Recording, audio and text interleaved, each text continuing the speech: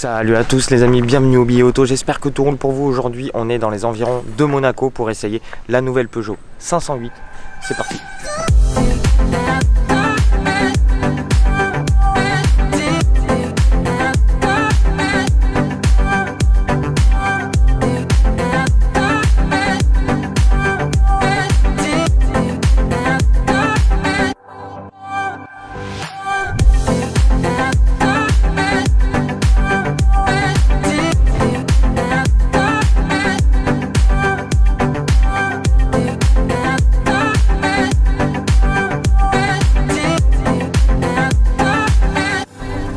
Les amis, cette Peugeot 508, deuxième du nom, elle fait fort et il y a un gros objectif pour Peugeot là-dessus, c'est de vraiment redynamiser son segment berline et sortir de la voiture classique, de la berline classique destinée à la flotte et aux représentants. C'est vraiment une grosse tranche de la clientèle de ce type de voiture. Ils veulent vraiment dynamiser tout ça, un petit peu comme Volkswagen a pu le faire pour l'Arteon, qui est une de ses principales concurrentes. Donc on se retrouve avec une esthétique 100% nouvelle avec les nouveaux codes de Peugeot qui sont présents dans cette nouvelle 508, face avant très agressive, très anguleuse avec un capot plongeant qui se termine vraiment très loin et le petit rappel 508 pour rappeler la 504 de l'époque. C'est bien fait. Le seul truc qui me plaît pas trop, c'est ces espèces de griffes énormes sur le côté des pare-chocs et des ailes. Pour moi, c'est un poil too much et voilà, c'est dommage. Je sais qu'il y en a beaucoup qui aiment et effectivement, ça rajoute à la présence et à la personnalité de la voiture. En gros, globalement, c'est plutôt pas mal et de profil, on a un profil très élancé, une voiture qui, en termes de dimension, évolue beaucoup par rapport à l'ancienne puisqu'elle perd 8 cm, elle gagne 3 cm en largeur et elle perd 6 cm en hauteur. Donc du coup on a une voiture qui est un petit peu plus ramassée, un petit peu plus rablée, si on peut utiliser ce terme pour une berline, et ça fait de l'effet. C'est quelque chose de très dynamique et pour une berline c'est pas mal. Ce petit côté fastback, notamment quand on va sur le 3/4 arrière et qu'on voit cette lunette plongeante qui surplombe ce bandeau noir qui intègre les feux à LED, et voilà, ça lui donne une belle personnalité globalement, esthétiquement parlant. D'autant plus que sur les versions qu'on a eu l'occasion d'essayer, 180 chevaux diesel GT Line et le 225 chevaux essence GT, on avait des configs plutôt sympas avec des grosses jantes, donc qui lui donnent de l'allure. C'est réussi esthétiquement et on a une voiture française qui en impose sur la route. On le voit, on est sur la Riviera française, on est entre Monaco et Saint-Jean-Cap-Ferrat et les gens se retournent vraiment sur la voiture. Et à mon avis, c'est pas que l'effet nouveauté, c'est que là, elle en impose beaucoup.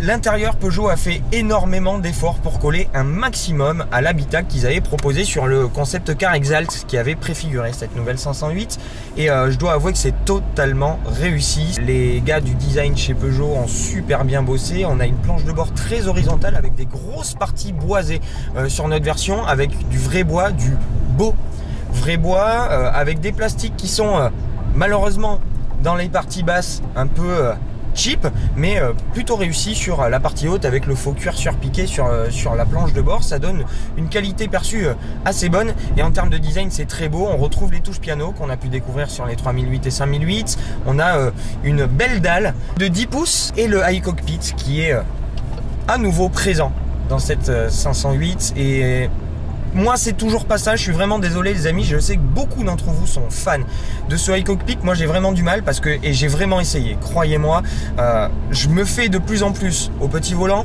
mais quoi qu'il arrive et quelle que soit ma position de conduite, il est au milieu du high cockpit. Soit pas une bonne position de conduite avec le volant dans les genoux, soit je vois que la moitié du compteur. C'est dommage, et même esthétiquement je trouve que c'est pas assez fluide. Voilà. C'est que mon avis. Globalement, c'est vraiment réussi parce qu'on a cette nouvelle version du high cockpit qui intègre un layout bien travaillé qui fait super qualitatif et qui est très complet. On a ce petit volant qu'on a bien en main effectivement, qui peut être très pratique à manœuvrer. Je suis pas trop fan du méplat sur le dessus. Ici on a des palettes qui sont fixes et c'est un petit peu dommage parce que on est très emmêlé derrière. Le régulateur, les palettes fixes, les commodos de clignotants, d'essuie-glace de ce côté-là, ben, on s'en mêle un peu les pinceaux et c'est vraiment dommage parce que jusqu'ici l'ergonomie était vraiment très bonne.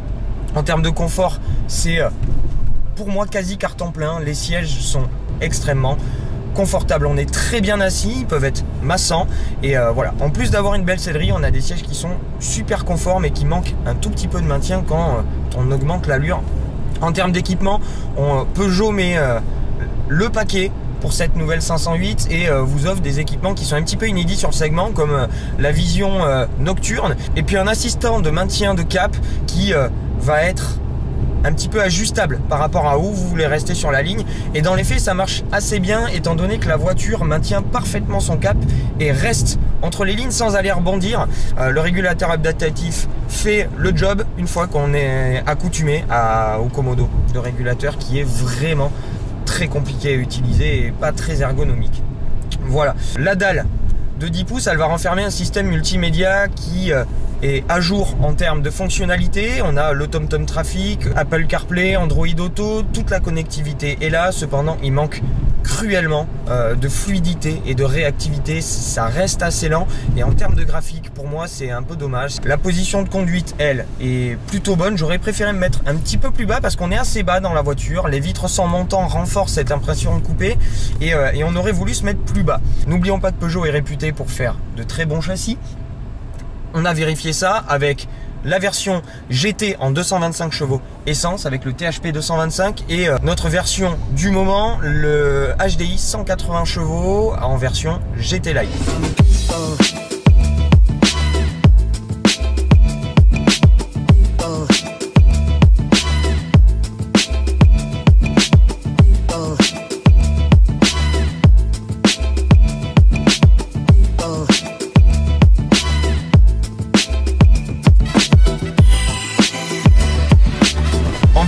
Très bon, 4,75 m, la voiture est assez mesurée pour une berline de ce segment et elle se faufile assez facilement, notamment grâce au super rayon de braquage. J'ai rarement vu une berline de cette taille qui braquait aussi bien. On se faufile parfaitement dans les petites ruelles monégasques ou pour faire des manœuvres, c'est excellent.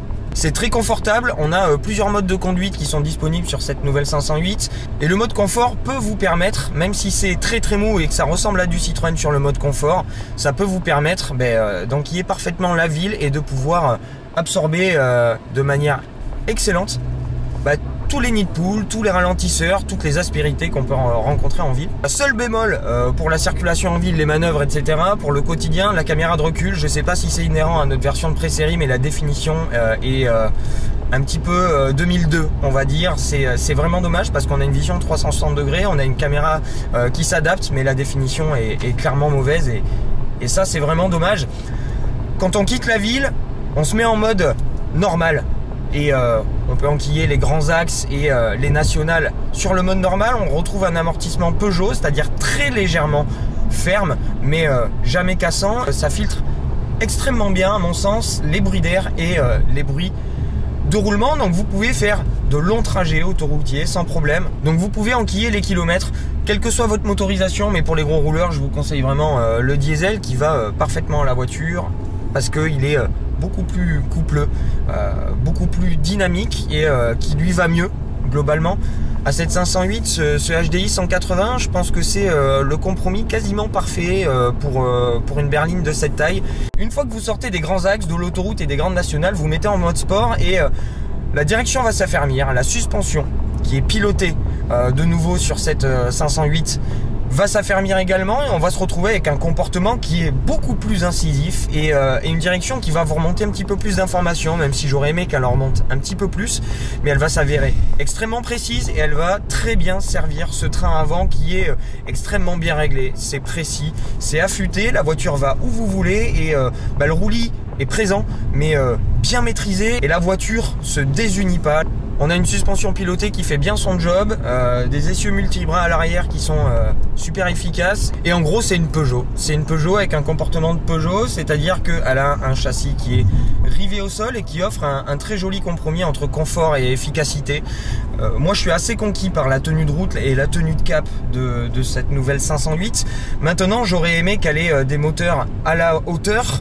Le HDI 180, comme je vous disais, lui va plutôt bien. Il est très coupleux, 400 Nm, donc ça permet à la voiture de décoller facilement, sans encombre et de reprendre de manière sécuritaire. C'est pas un foudre de guerre, mais c'est un moteur qui lui va bien. Le THP 225, dans les chiffres, il est très bon, 225 chevaux, 300 Nm, ce qui est bien, mais pas top. Ça reste un essence. C'est un 1,6 litre, on remplacera jamais la cylindrée. Avec un 1,6 litre, on fera jamais de miracle. Il manque de couple et il y a un gros lag au niveau du turbo, ce qui fait que la voiture a du mal à s'inscrire, a du mal à décoller et voilà, on n'a pas vraiment, en ce qui me concerne en tout cas, de feeling avec ce moteur essence. On peut pas vraiment faire du sport avec ce 225 essence.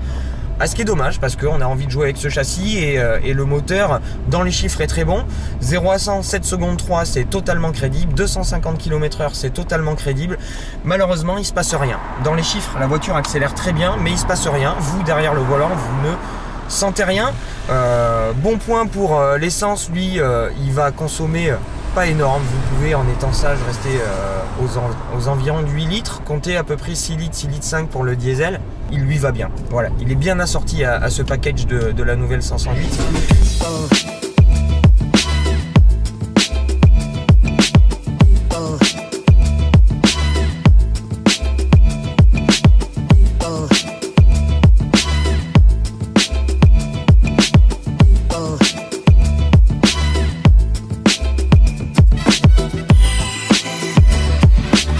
Le bilan de cette 508, il est un peu en demi-teinte parce que c'est une voiture qui me plaît beaucoup.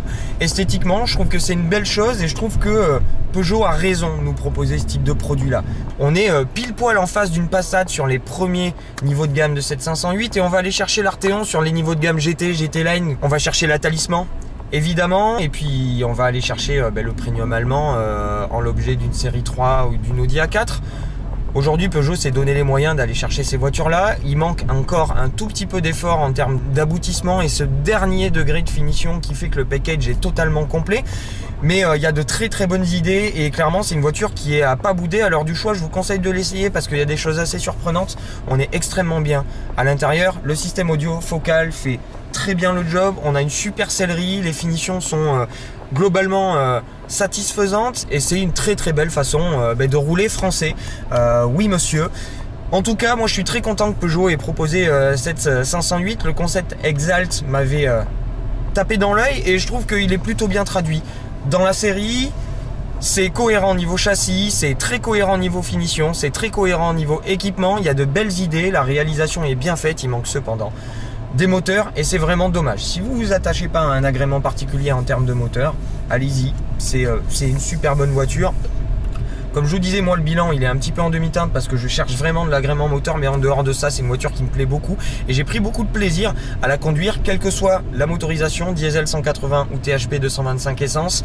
N'hésitez pas à me dire ce que vous en pensez vous de cette nouvelle 508. Est-ce que vous aimez ce pari stylistique qu'a pris Peugeot? Est-ce que l'intérieur vous plaît? Est-ce que vous êtes fan du high cockpit ou est-ce que comme moi vous êtes un petit peu en retrait par rapport à cette technologie? J'espère que vous avez aimé toutes les images qu'on a pu vous rapporter de ces 2 jours sur la Côte d'Azur à essayer cette nouveauté berline française. Si c'est le cas, n'hésitez pas à mettre le petit pouce, à vous abonner si c'est pas déjà fait. Et moi je vous retrouve très très vite les amis avec du sport automobile encore et toujours, mais aussi des petits essais sympathiques. Je vous en dis pas plus, je vous souhaite une très belle continuation, bonne fin de ce que vous êtes en train de faire et à bientôt. Ciao. Tous les nids de poules, tous les ralentisseurs, toutes les aspérités qu'on peut rencontrer en ville, les piétons, etc. Ça fait très bien les piétons. Une fois que vous sortez de la route, vous mettez en sport et... Une fois que vous sortez de la route, bah vous mettez les warnings et puis vous tombez la dépanneuse. Voilà, exactement. Il y a...